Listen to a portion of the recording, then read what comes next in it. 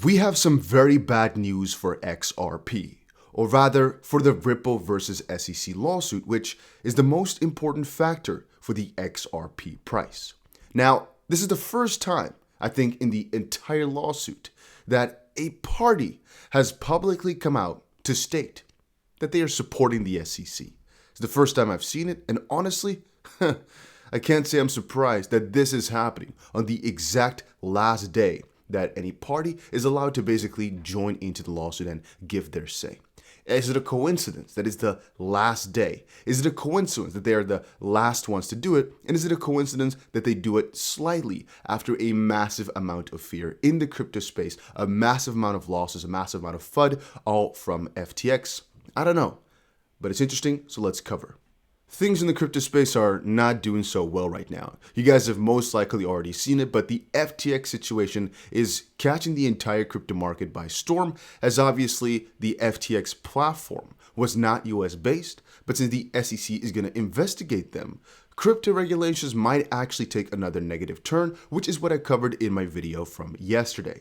What we're focusing more on today is that even though cryptos are looking to be good, and the SEC is looking to not say anything today, I mean, we haven't really seen anything, there's actually been a little negative update in the sense that a party has come out to, again, join the SEC in this lawsuit, even though the last couple of weeks have mostly been dominated by Ripple support. If you don't know, there's been these amicus briefs, and right now Ripple is in a very important lawsuit with the SEC. And at the end of it, you have basically three phases. Basically where they look up for more information about each other, where they go to experts and kind of see what the experts are saying, and then where you, in this case here, are going for your final briefs, your summary judgment, basically where you, let's just say in an easy way, you summarize everything, put up your arguments, and the others put up their arguments, right? Just the main lawsuit phase when we think of a lawsuit. In this phase, however, there's a lot of different parties who are also saying, hey, we think we're not being represented right here. We think we should also have a little bit of a say, or we can aid the court because we have a specific interest or a specific piece of knowledge that is not already being said by another party, or we have an independent view on the matter that is not related to either of these parties. And that's basically what's happened with mostly support for Ripple, where a lot of companies, I think 12 or 13 actually, have come out and showed some support for Ripple by showcasing how they have utilized XRP in the XRP ledger without the use of Ripple or by partial use of Ripple, but just showcasing how this lawsuit affects them and how it's pretty unfair.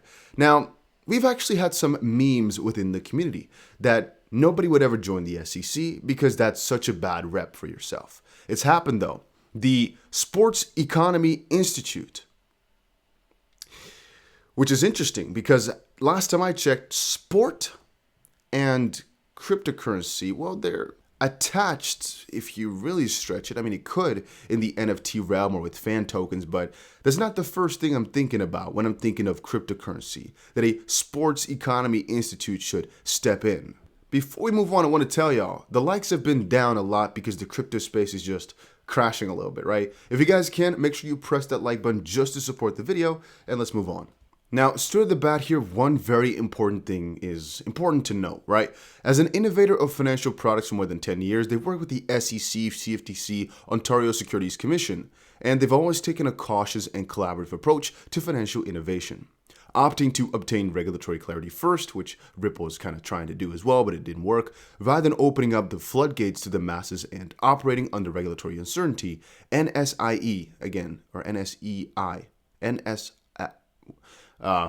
English, not my native language, all right? So NS whatever, they basically said right here that they do not operate in the crypto industry. Rather, its primary goal is to foster an environment where financial innovation is respected, but only to the extent it is transparent and serves the public interest.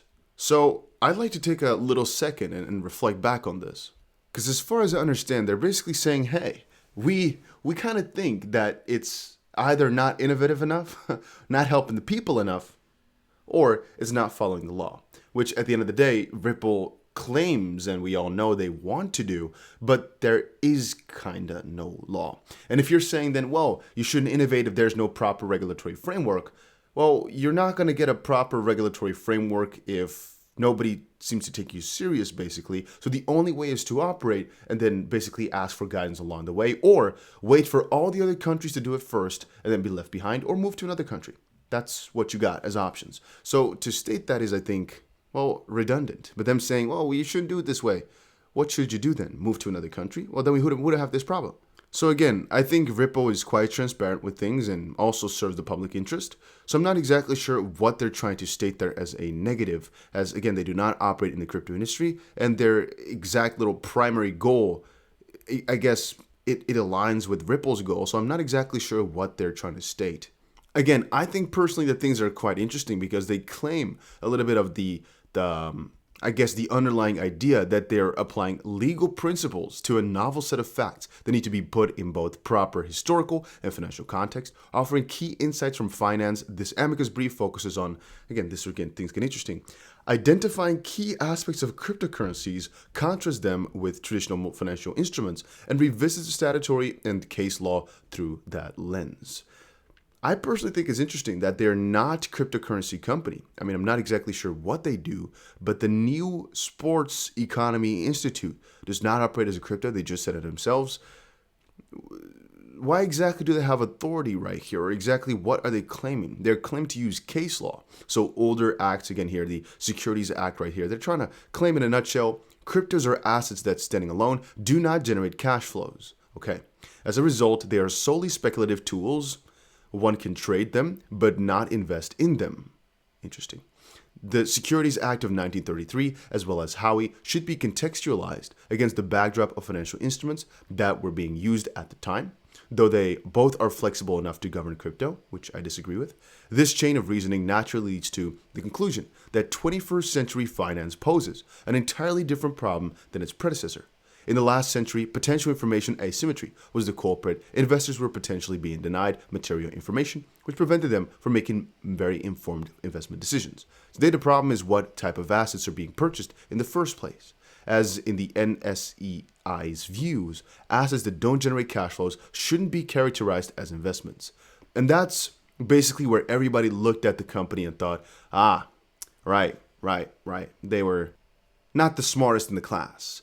Because if you start thinking about it, that statement on its own makes absolutely no sense. Assets that don't generate cash flow are not investments. Now, it depends a little bit on context and how deep they mean this, but to the extent of what they've written, it basically means if you own something and it doesn't generate you cash flow, that's kind of what it's trying to say, right? It's not an investment because at the end of the day, there might be cash flow happening within that asset, so to speak. But as long as it's not coming to you, it's not an investment. But that would basically mean that any company you invest into that does not actually give out any dividend, that's not an investment, it's just a trade. And I can understand the philosophy, but it's pretty stupid. Now, one thing I gotta give to them is they have some unique takes on things. And so an amicus brief should be granted mostly for the fact that, well, they are surely different. They're built different in every way, shape, or form. And I do agree with that to the fullest. There's actually Joel Katz, David Schwartz, the CTO at Ripple, who also had an interesting response to this, saying, are they seriously arguing that stock in the 80 or S&P 500 companies that have never paid a dividend and do not intend to ever pay one should not be marketed or sold as investments? That shouldn't be 80 or S&P 500 companies. Yeah. That should be 80 or so S&P 500 companies.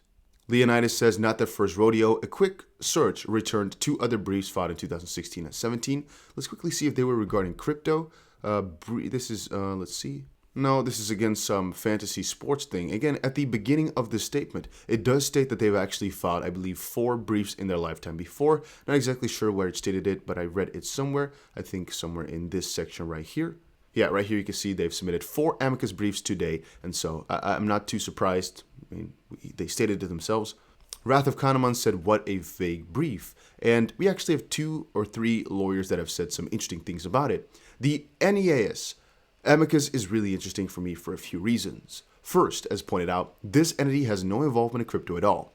Looking at its history, it really only gets involved in cases as amicus when sports gambling and stuff are at play.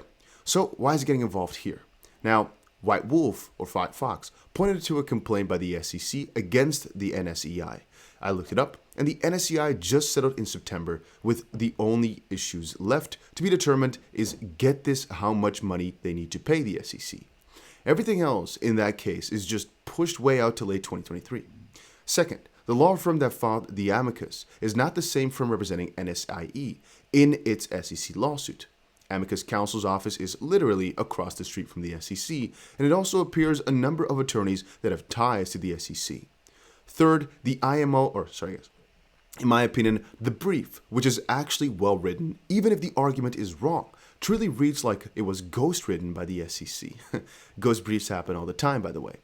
And what that would mean is that the SEC basically came in and gave them the speech, gave them the script for them to basically send over, right? A little ghostwriter is that you don't know exactly who wrote it, but somebody else did. Now, lastly, I think this brief leaks the SEC's endgame, which I coincidentally said just a couple of days ago.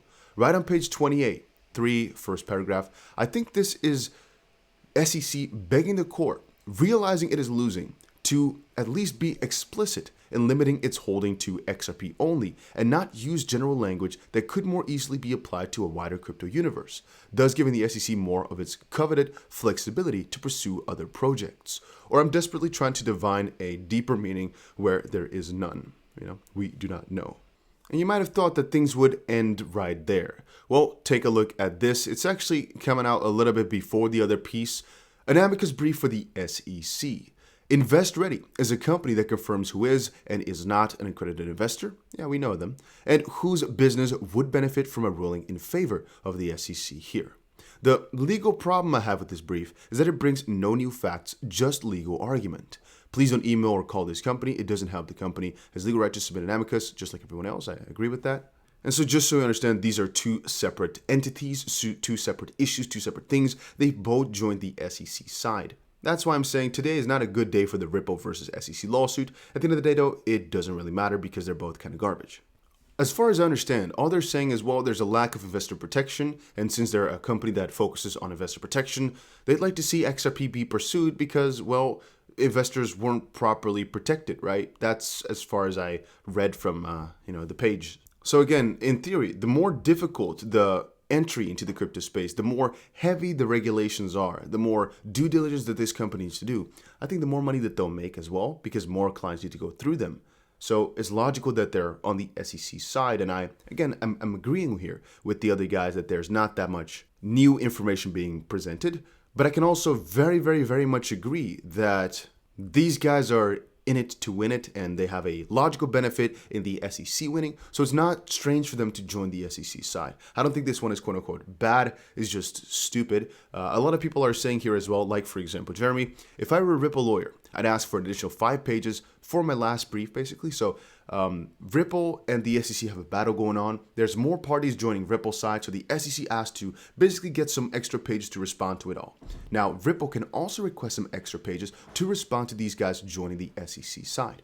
So if they do that, they get 5 extra pages. They just ignore this entire brief and just talk about other stuff, basically. It's the funny part because, well, there's not really much to respond to here.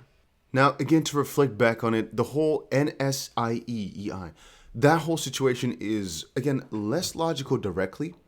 However, it does make a little bit of sense from the perspective that what people just said about this ghostwriting, or they had a deal with the SEC like Fred just stated.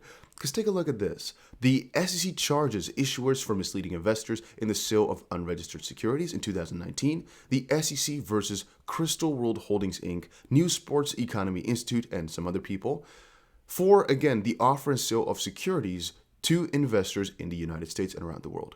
It is interesting then that even though this happened to them, that now they're like fully on the SEC bandwagon, even though they probably understand how unfair it can be if you really did nothing wrong. So I think maybe they're just salty, maybe they're just sour and want to, hurt others where they've been hurt. I do not exactly know. Not sure what their benefit would be if XRP were to go down, for example. Not exactly sure about that. Again, both of these are not positive for the lawsuit, but I don't think they matter too much, as was written right here. And there's actually Fred, who's been, well, I guess most adamant here, explaining the situation, which I appreciate, and Jeremy explaining back. Interesting thread by Fred explaining how this latest amicus brief might have been filed. Crazy times, crazy stuff. And he also says that here, what's the unique perspective is more of a research paper because, well, that's what it is. I don't want to spend too much more time on the situation. 15 minutes, I think, is enough to explain all these different parts. Things are not too good, but they're not really bad. And honestly, I'm still on the XRP bandwagon. I still think they'll win, honestly. There's always a chance they're going to lose, keep it in mind, because this whole game seems rigged.